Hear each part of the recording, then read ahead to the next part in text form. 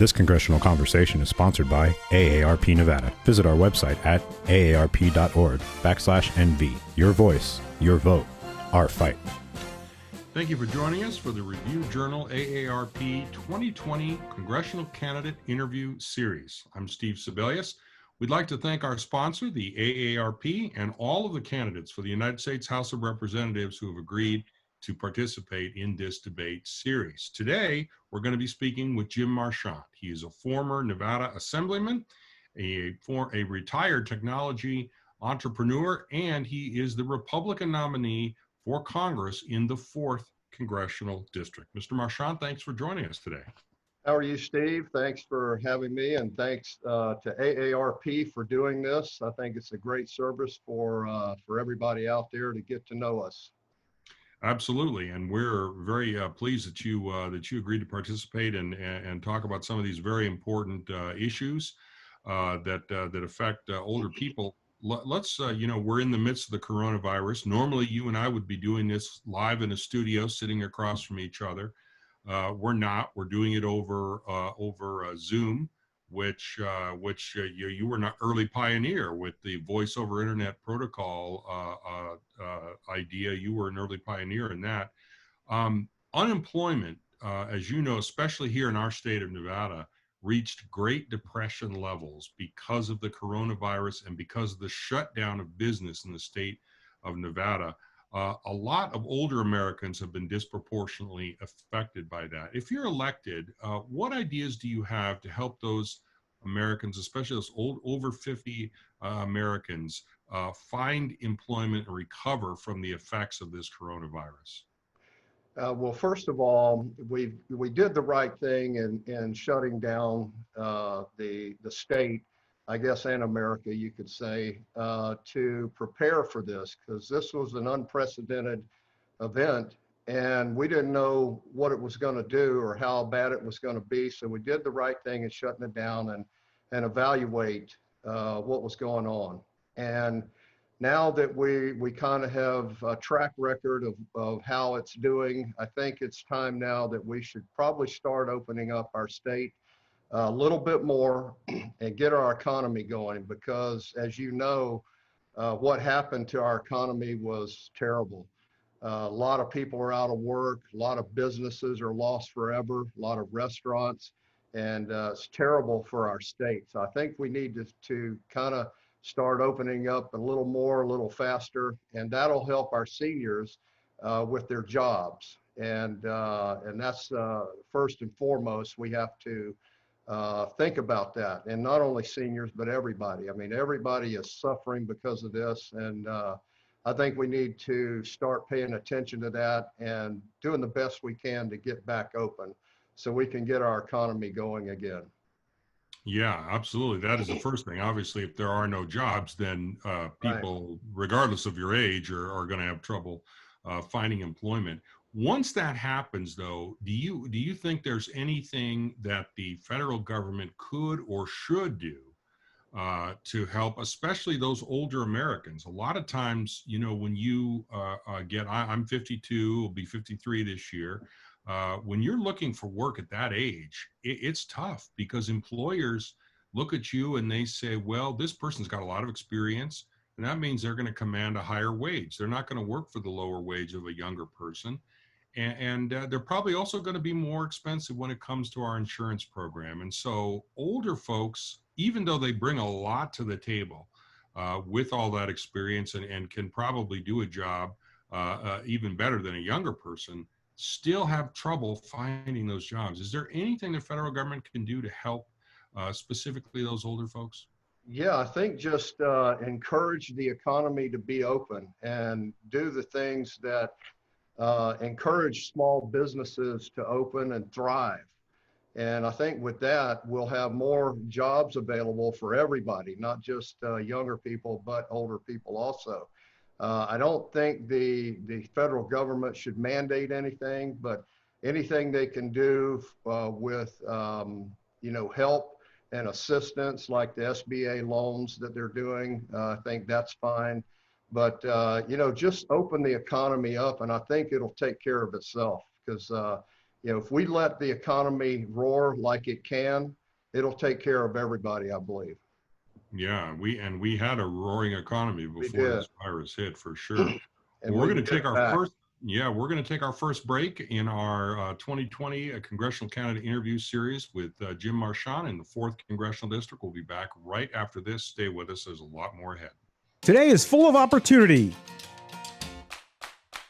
to connect with others, grow as a community, and even improve lives. And AARP is in Nevada, helping to make it all happen, with resources to help you steer clear of fraud, helping to make our community accessible for all, and fun and educational events all over our state. Because AARP has real value for you, your family, and for everyone in Nevada. So let's take on today together. Learn more at facebook.com/AARPNV.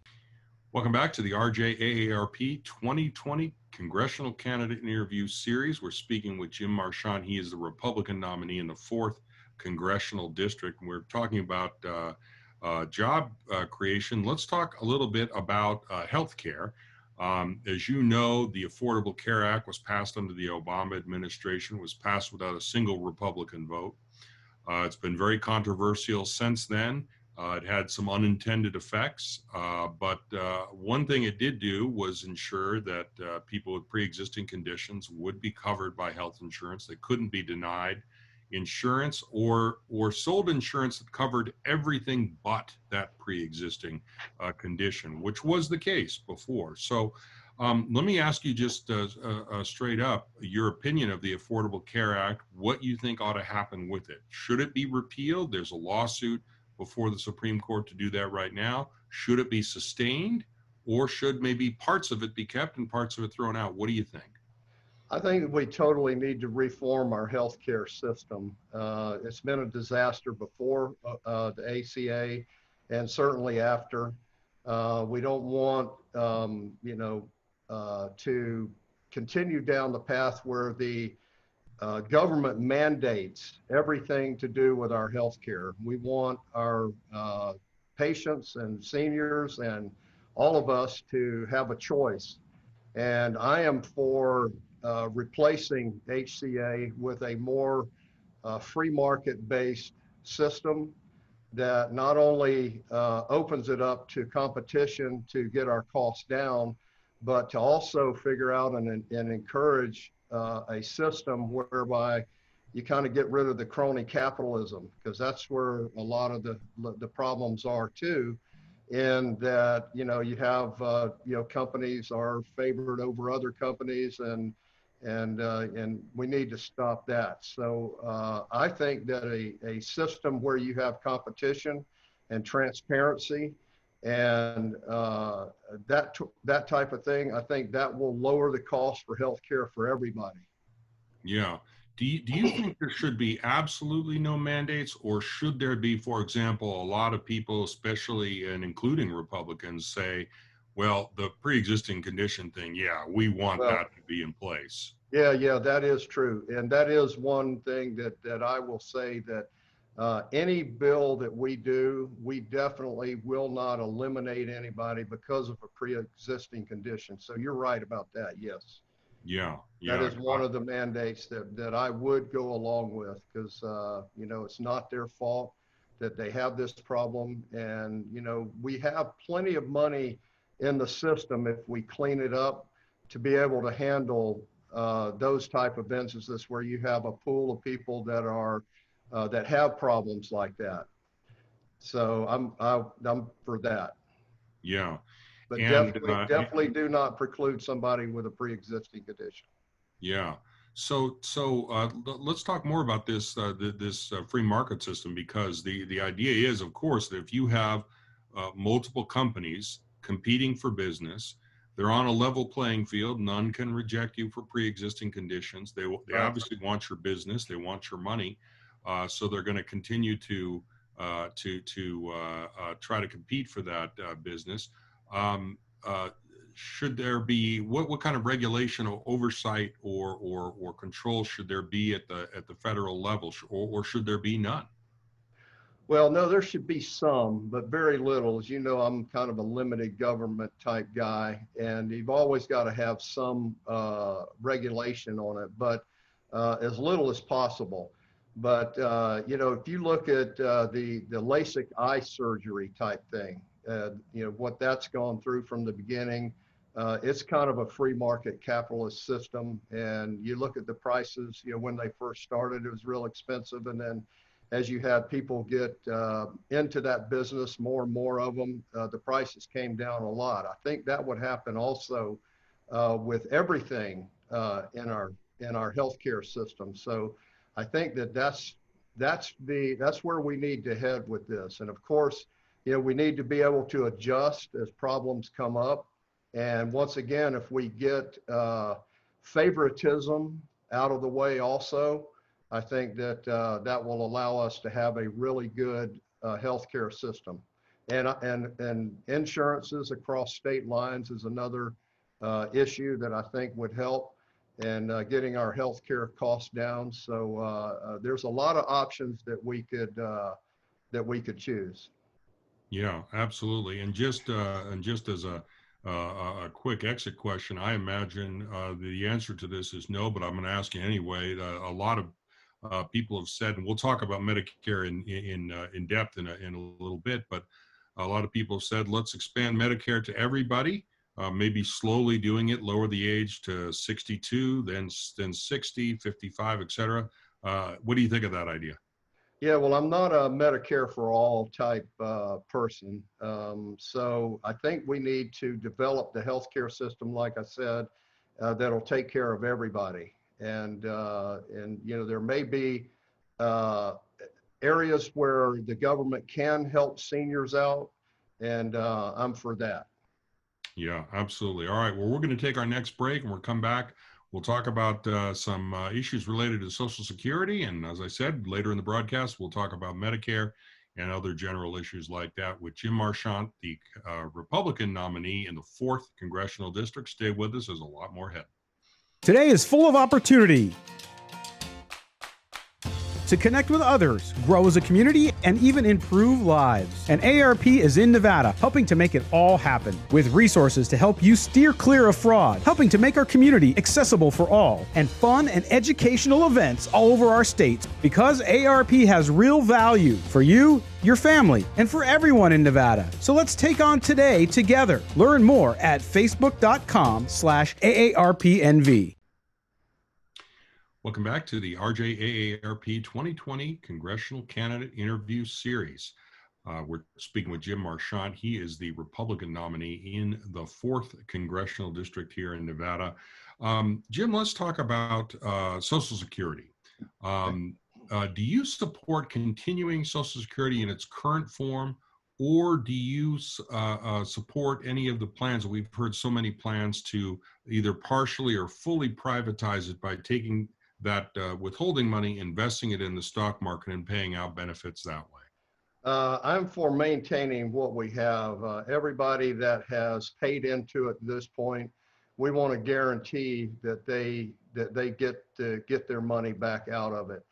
And if there are options down the road, like for younger people, we may look at some other options on how to make this system better and actually pay out more. I think we do have some options there where we could look at some things that would grow the money a little more, and so that the younger people can take more money out of it in the long run. But we definitely have to protect it and make sure it's there for everybody that's paid into it. I'm on it myself, so I'm old enough to get it. So I definitely want it there. I don't want it anything to happen to it. And like I say, we could be innovative and keep the system we have, and then figure out for the younger people a better way to do it if that's an option. Yeah. Now, a lot of people who are at or near retirement age, when they hear ideas of different things to do with Social Security, start to get a little nervous because they think, well, what about my benefits? And am I going to get less if we do that? If they're paying into this and the stock market has a really good year, really bad year, and all that. what do you say when seniors ask you about that and they say, I'm a little nervous, Jim? Can you reassure me that? No, I'm for keeping the system the way it is. Mhm. And then if there's something we could add on top of it, that would be a way to help the younger people. The people that are a certain age are certainly going to depend on getting what they put into it. And I think that that should definitely be preserved for them. And if there's other options that we could include on top of it for the younger people, I'm open to looking at that. But Okay. there may not be any, and just keep the system the way it is. But if there's other options that other younger people would like to explore, I would definitely explore it with them. Yeah, you probably won't be surprised to find that most people agree with you. 93% of Republicans, 99% of Democrats, and 92% of independents said in a poll taken by the AARP, they see Social Security as an important government program. But this is Absolutely. a statistic in that same poll that I found interesting. 57% respondents are not confident in the future of the program. They say either they don't trust the government to keep its promises, they think the money is running out, or they say the politicians have taken money from the trust fund in the past, which is true, and it's not going to be there for them. And I think most people are cynical like me, saying, I see the estimates from the trustees, and they say, well, we're only going to have 79% of benefits in this year. And of course, this year that they say is always the year that I plan to retire. So, Right. Right. Well, um, that's why I say I'm open to look for other alternatives to kind of shore that up in the long run for the younger people, for people my age, and even your age. We're probably in this system that we have, and that we definitely need to preserve that for us. And but like I said, I would be willing to look with the young people if they can come up with a better idea to shore it up or add something on top of it. I would be willing to. I'd be open to that. But they're paying in. I mean, from the time you start working, they're paying in. So they need to definitely. We need to preserve that for them. But if we can add something on top of it for them in the long run, I would definitely be open to that. yeah, Something that would absolutely. give them a little more security that it's going to be there when they retire.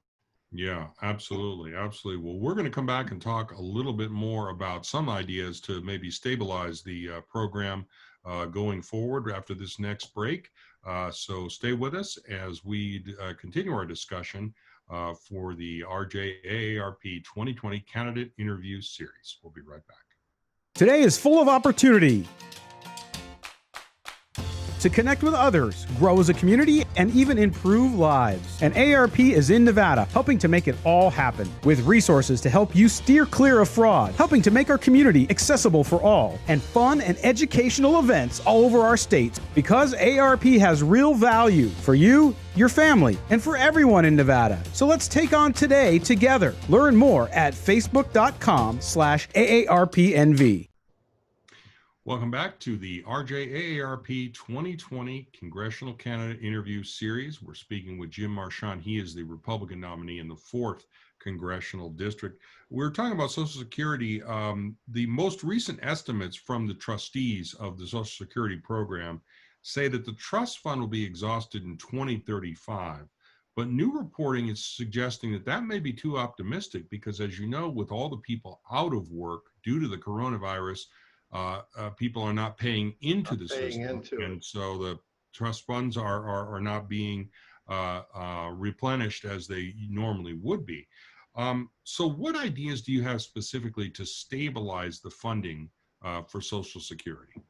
Well, that's a good question. I think first and foremost, we got to get the economy going again and get people back working to pay into it. But we also need to figure out, where the money's gone and more efficient ways to operate the system.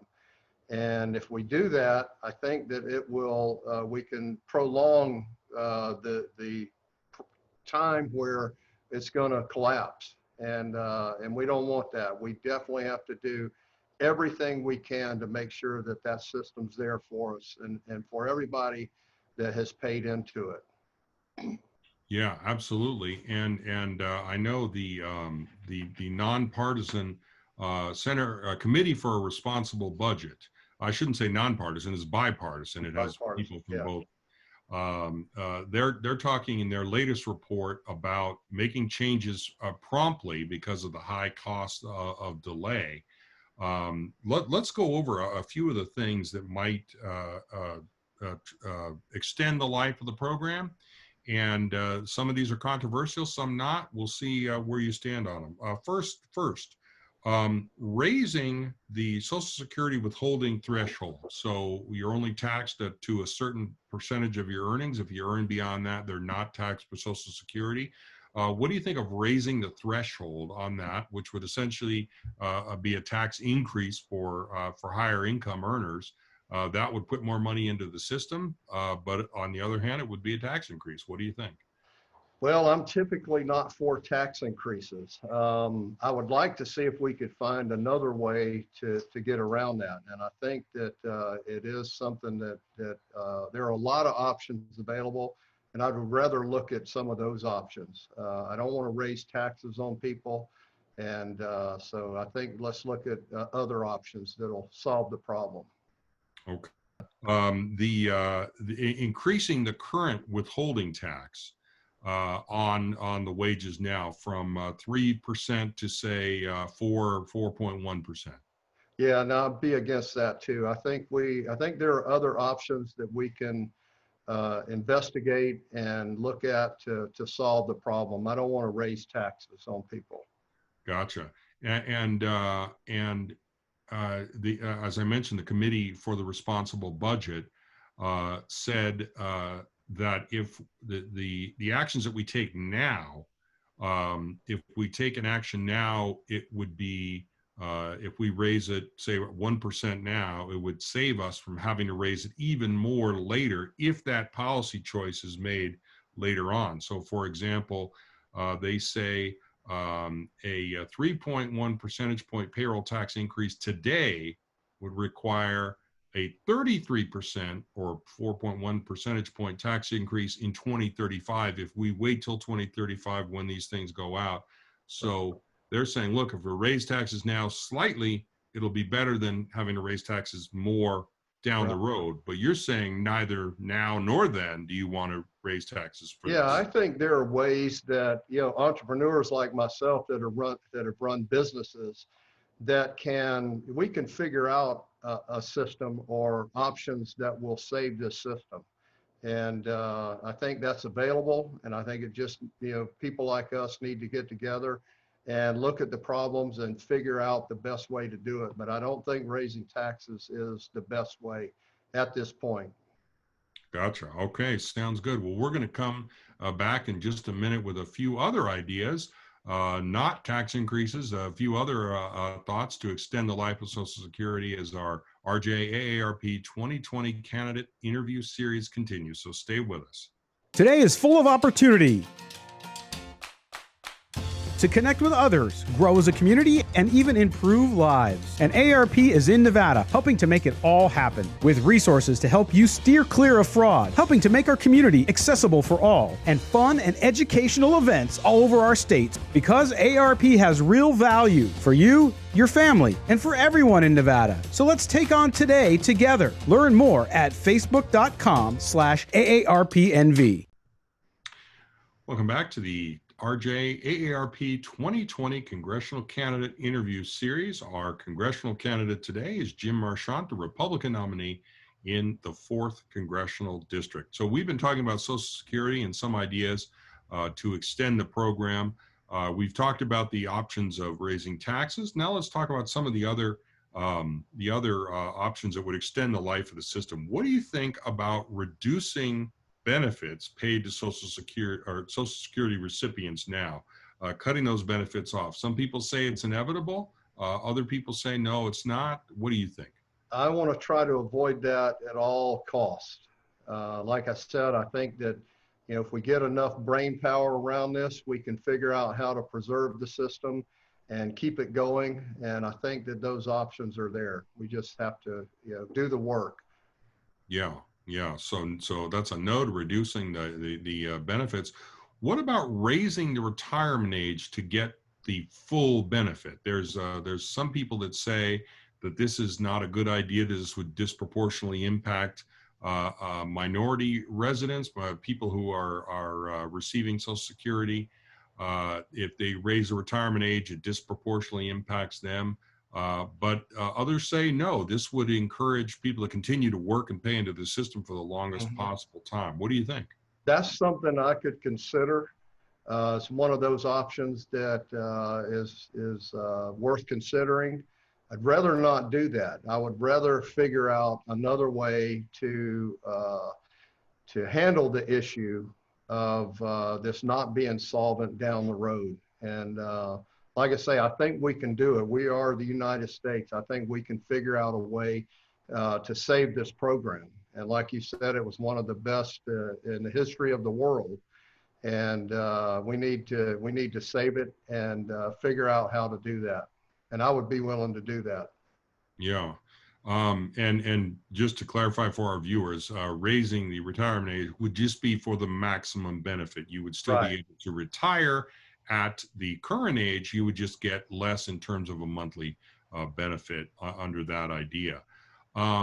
What do you think about a means test? I use the example of myself. If I go down to Green Valley Ranch tonight and say I hit the megabucks and all of a sudden my lifetime income goes through the roof. And when I retire, if I've got all that money, I don't necessarily need that Social Security benefit. Should that go to somebody who does need it if I don't? Well, once again, I'd like to leave that up to the individual if they feel that they can survive without it. And once again, I don't want the government mandating something like that, but if we could, I'm sure there are ways that we can encourage people to do that. And so I would be willing and looking at something like that, but I don't think a mandated means testing type thing, although it's something that would be part of going through the process to figure out what are our options to help this system survive longer. And, that may be one of the things we have to do it, but I would like to avoid it if possible. And then, like I said, give the senior or the person the option to do it if they think they can live without it. So if in my example, for example, if I didn't need that, I could somehow opt out of receiving those benefits and say, listen, give my benefit, spread my benefit out to people who need it. Rather than that, but only as a voluntary thing. Right. Yeah, because a lot of people say, look, this is not a welfare program in the sense of you're getting a handout. This is something that you have paid into. That's right. Your whole life. That's right. And in essence, you've earned that money, and so you're getting it back. Now, the actuaries tell us that people will often get out more than they put in. But notwithstanding that, it is not an entitlement in the sense of you're getting something for free. Right. You're actually getting something that you have earned. So you've earned and paid into. Right. Yeah. Before we leave this subject, is there any other issue or any other idea that you have that I haven't covered or asked you about that you think would be useful to extend the life of the Social Security program? Can't think of any right now. Like I said, we need people that have critical thinking ability that can look at the overall problem and come up with a solution. And we just need people in the healthcare community, people in the business community that's operated businesses, and just come together and figure out what are the best options to make sure that this system is there in the long run for everybody that is put into it. Yeah, absolutely. All right. Well, we will continue our discussion. We're going to talk about Medicare coming up as our AARP 2020 candidate interview series continues. So stay with us. Today is full of opportunity.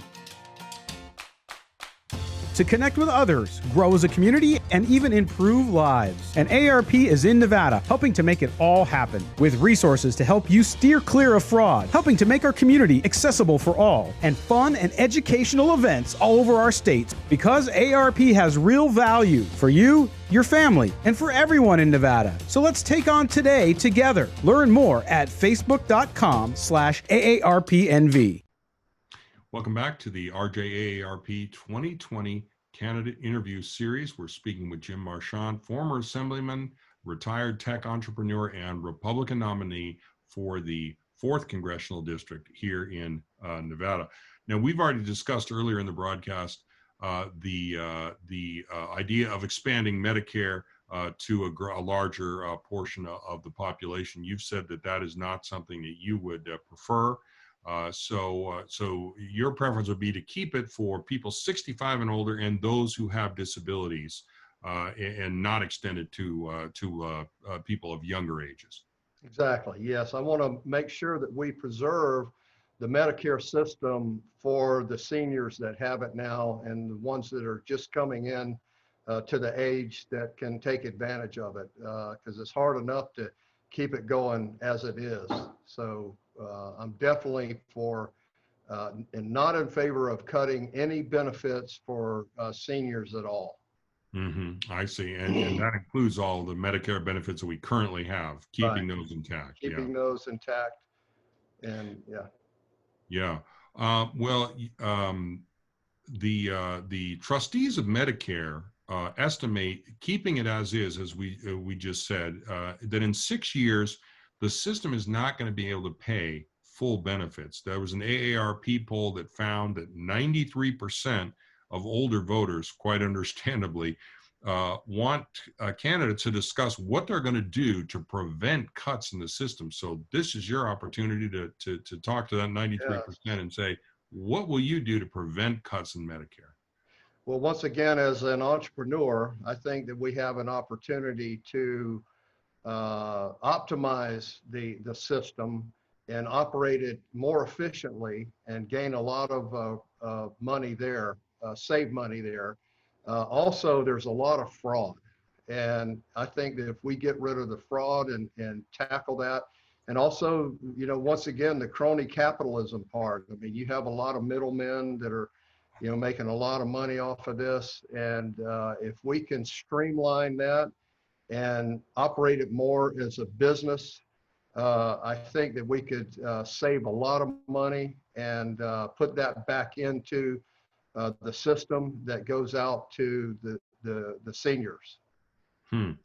And you hit on one of the things that the AARP and its lobbying of Washington, D.C., and I'm sure if you're elected, you will receive a visit from one of those folks.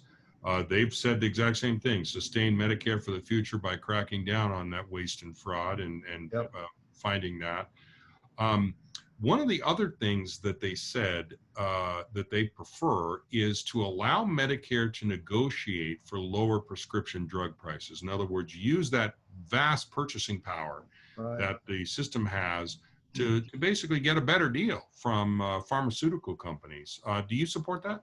Yeah, absolutely. And I think that one of the things that President Trump did recently was that favored nation deal where the pharmacy companies can't charge people here in America, or they have to allow us to buy prescriptions the same as they do foreign countries, right? And I think he was able to lower our prescriptions an enormous amount. And then once again, taking the middlemen, that's why the big pharma is kind of against him right now. They're real upset with him because we have taken the middlemen out and kind of streamlining everything and running the whole system more efficiently. Because I agree with most people. There's no reason why we here in America should pay more for drugs than anybody else in the world. We are the United States. We should be benefiting from the lower cost. Yeah, absolutely, absolutely. And so we've discussed tax increases in the realm of Social Security. In terms of Medicare, Do you think there's ever a situation where you would consider a tax increase in order specifically to sustain the Medicare program and to keep the benefits intact? Well, you never want to say never, but I think that we need to explore all other options before we even address that. And like I said, if we run this system better, more efficiently, and we address the waste and fraud, I think we can come a long way to helping this system survive for a long time. Yeah, absolutely. So not a first choice, but also not off the table entirely. Not off the table, but it would take a lot for me to get there. We'll figure something else out before that. Sounds good. All right. Well, we are going to take another break, but we've got more questions about Medicare coming up as our AARP 2020 candidate interview series continues. So stay with us. Today is full of opportunity to connect with others, grow as a community, and even improve lives. And AARP is in Nevada, helping to make it all happen, with resources to help you steer clear of fraud, helping to make our community accessible for all, and fun and educational events all over our state. Because AARP has real value for you, your family, and for everyone in Nevada. So let's take on today together. Learn more at facebook.com/AARPNV. Welcome back to the AARP candidate interview series. We're talking with Jim Marchant, who's running in the 4th Congressional District as the Republican nominee. We've been talking about Medicare. Mr. Marchant, you served in the Nevada legislature, and the legislature very recently passed a bill, bipartisan support, authored by Senator Ivana Cancela, that essentially made drug companies reveal their pricing information so that the pricing would be transparent, specifically with respect to drugs such as insulin and those used to treat asthma. I know she wants to expand that to other pharmaceuticals. Do you think that approach could work on the federal level if you got to Congress? Would that be something you'd pursue? Yeah, I do. I think transparency is always good.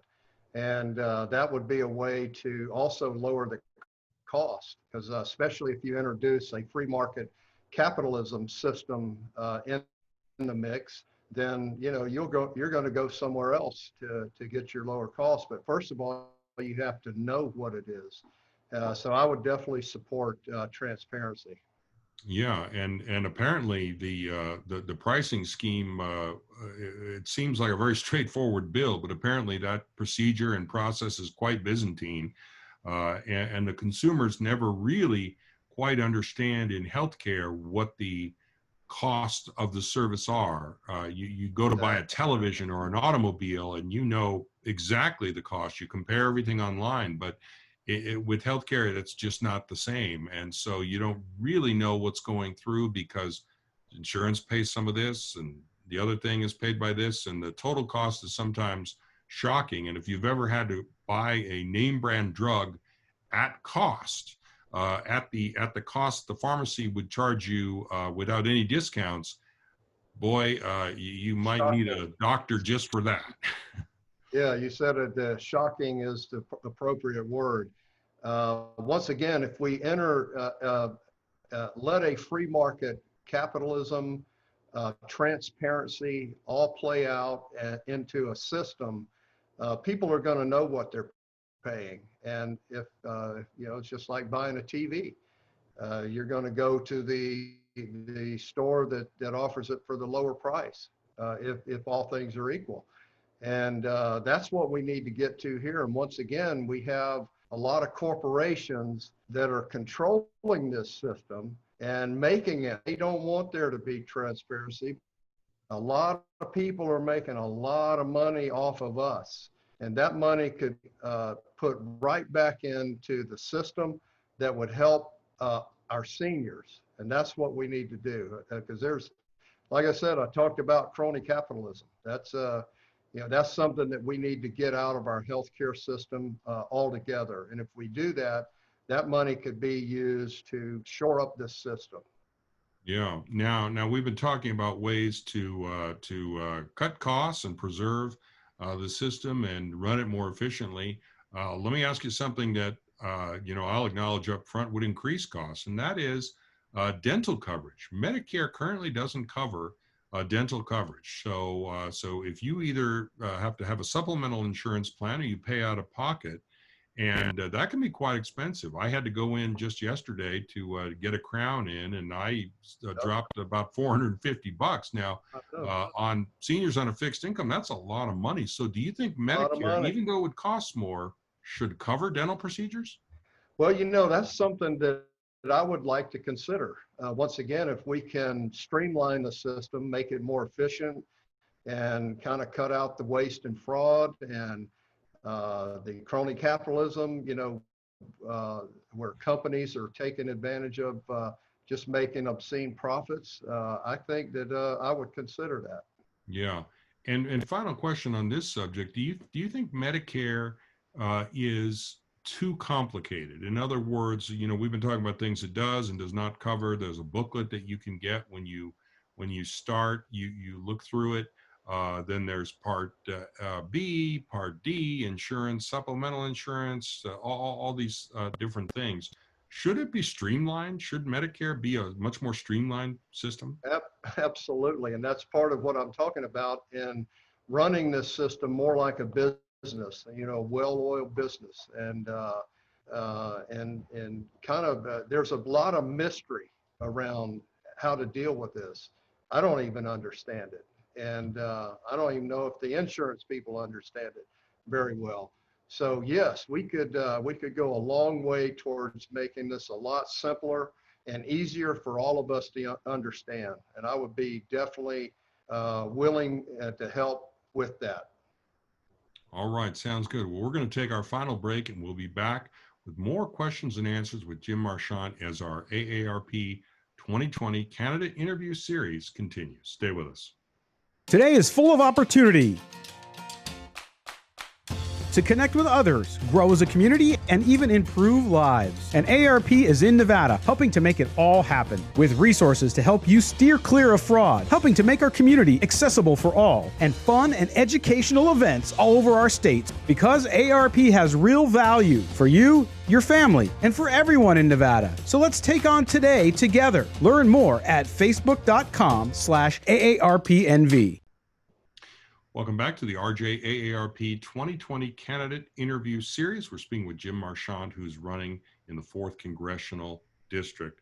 What can the federal government do, or what should the federal government do to ensure the safety of nursing homes? During this COVID epidemic, we've seen some nursing homes become a real a hotspot for the transmission of coronavirus. And of course, people who are in those kind of facilities are among the most vulnerable to the disease. Should the federal government do anything, whether give supplies, assistance of some kind? How should the federal government deal with the safety of seniors who are in those types of facilities? Yeah, I think definitely there needs to be government oversight in those systems. I feel terrible about the way some of the people are treated in those facilities. And so I think there definitely needs to be oversight and more innovative solutions to problems with those facilities. So yeah, I'd be open to explore a lot of different options to make sure that elder abuse doesn't happen in those facilities, and protect them more from COVID. I think we all know that some of the people that had COVID were directed to go to these healthcare homes, and I think that was wrong. We shouldn't have done that, because a lot of people died that probably wouldn't have gotten it. So we need to look at that, and there is a certain amount of oversight that I think the government has to make sure that those facilities are safe. Yeah, absolutely. Well, one of the things we were talking in the break that you have heard on the campaign trail from senior citizens as you've campaigned for Congress is the issue of crime. Right.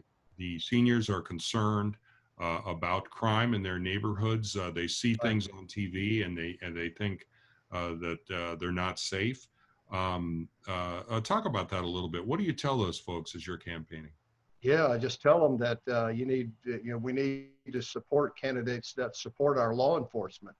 I'm definitely not for defunding our law enforcement. I want to increase it actually to the point where they can actually protect our neighborhoods a little more and do their jobs better. That is a definite concern that I'm hearing out there. And they see on TV these riots and, people saying, well, we're going to come out to the suburbs and, take what's rightfully ours, that kind of thing. It scares us to death. So, because I'm one of them.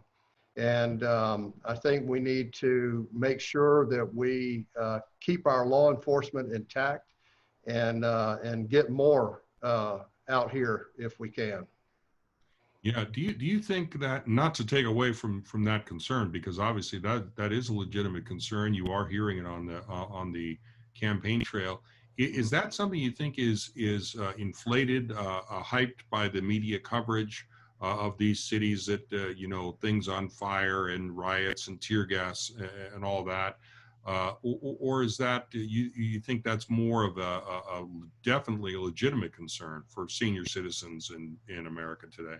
Yeah, I think it's a legitimate concern. And, just in walking the neighborhoods, I'll come up to houses that have had recent break-ins. And, I came up to a door the other day, had a hole in it where somebody put a hole in it. And this is in a senior community. And, talked to another guy. Yeah, I was just broken into. I just went down to the store and came back and my house was broken into.